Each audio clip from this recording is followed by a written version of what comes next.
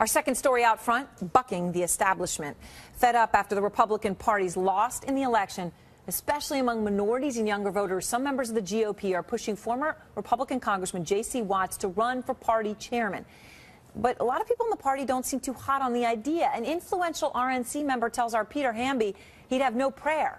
Roland Martin, a CNN contributor you're all familiar with, warns today that responses like that one could backfire. He writes, I'll quote Roland, even if they choose not to vote for Watts, if he decides to even seek the job, it is his skin color and perspective that is central to the GOP having any sort of presidential future. Out front tonight, J.C. Watts. Good to see you, sir. Let me just ask you, point blank here, what do you think about what Roland Martin had to say, that the party needs to be careful about how it responds to you, even considering running, thinking about race? Well, Aaron, I don't necessarily believe that the answer is to take a black face and put him in the chairmanship at the RNC, or female, or Hispanic, or Asian, or Native American. I think it's much bigger than that. I think we have to surround ourselves at the RNC and within the party. We have to understand diversity, and diversity is not a bad word. I take a biblical worldview on diversity. God made you white, he made me black, he made you a female, he made me a male. I think God likes diversity. So if it's good for God, it ought to be good for Republicans. But the fact is, it's hard to have perspective, and it's hard to have diversity with women or black or red or yellow or brown or white if you have no relationships. And if I don't know the chairman of the Republican National Committee, I have no confidence that he has any relationship with Chuck Roast black guy, with Bill Fold working white guy, with Joe Sixpack Hispanic. If I don't know him, and I don't say that to be self-serving, I just say that to point out how perplexing this is when we think that we can get people to vote for us if we don't know them.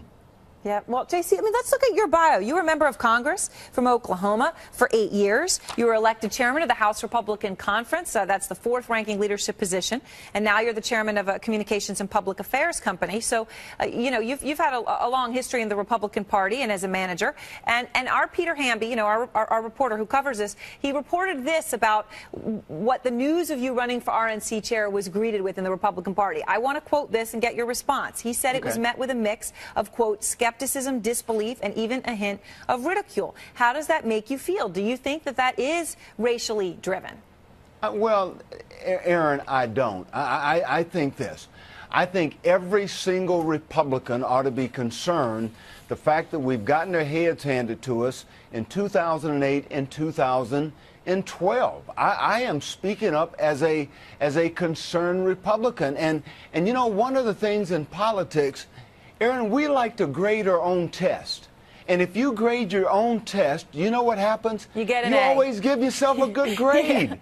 Yep. And we lost with every single demographic, I think, with the exception of white men and people over 56 years of age. And then, we're pushing the evangelical pro-life Catholic, we're pushing them out of the mix, and we don't get them juiced up because, we say forget about the social issues. We can be a socially conservative party. We can be an economically conservative party. We can fight for the values of Ronald Reagan that he won a landslide election with in 1984. But at the same time, we don't have to abandon our humanity to do it. What are we saying to single moms? What are we saying to red, yellow, black, brown, and white small business owners? What are we saying to them? We've got to have deeper relationships with non-traditional constituencies. That's just the fact. Well, it is the fact. I don't know who could disagree with you on that. Look at the exit polls. 93% of African Americans voted for the president. You are in an incredible minority as a black Republican, something you're well aware of. But, Aaron, let me add this. Yeah. The president got 96% of the vote in 2008.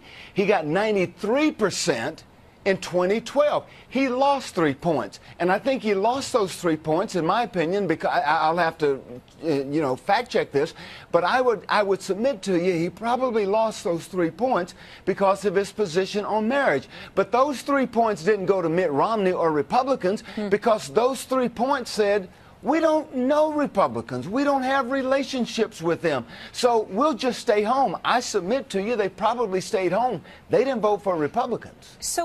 But how do you get African Americans, a group that is so traditionally as identified as Democratic, or Latinos, 71% voted for the president, 73% of Asian voters, right? And the stereotype of Asian voters is obviously different than it is for African American or Hispanic voters. They're all voting Democratic. What is it about the Republican Party that could possibly win these people over?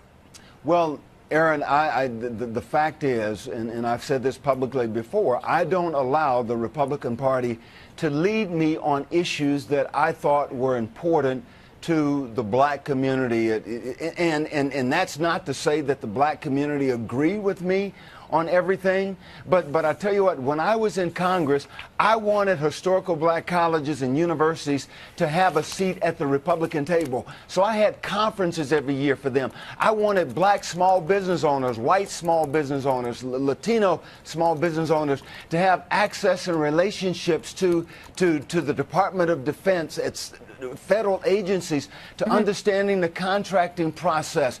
Sure, I think there are things you can do to say, hey, these are my values, these are my principles. How do I help you accomplish what you want to accomplish in life? But it all starts with establishing a relationship. And there's not a lot of diversity over the Republican National Committee, which is the institution I think that should be driving these type of initiatives and these type of efforts.